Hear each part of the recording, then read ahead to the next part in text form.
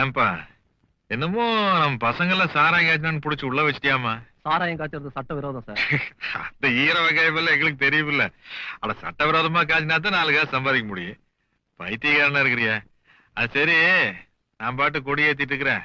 நீ உன்னோட motor bike எடுத்து போலீஸ் ஸ்டேஷனுக்கு போய் நம்ம பசங்களை எல்லாம் வெளியே திறந்து விட்டுரு. முடியாது சார். என்ன மிஞ்சி பண்ணா டிரான்ஸ்ஃபர் தானே பண்ணுவீங்க, பண்ணிக்கங்க.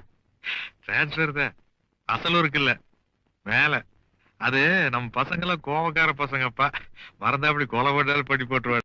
இந்தியாவிலேயே அதிகமாக இளம் விதவைகள் இருக்கக்கூடிய மாநிலமாக தமிழ்நாடு மாறிக்கொண்டிருக்கிறது. இளம் விதவைகள். ஏன்னா இங்க குடிப்பழக்கம் ஒவ்வொரு நாளும் மதுவுக்கு அடிமையாக கூடிய அந்த நிலை அதிகரித்தே கொண்டே போகுது. அதை பத்தி இந்த அரசாங்கத்திற்கு அக்கறை இல்லை, கவலை இல்லை. ஒரே குடும்பம் தான் சார் விக்கிறாங்க, வேற யாரும் இல்ல சார். அவங்க ஒரு குடும்பம் தான்.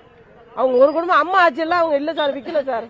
அம்மா ஆட்சி என்னைக்கு போச்சு அதுல இருந்து அவங்க விற்க ஆரம்பிச்சாங்க சார்.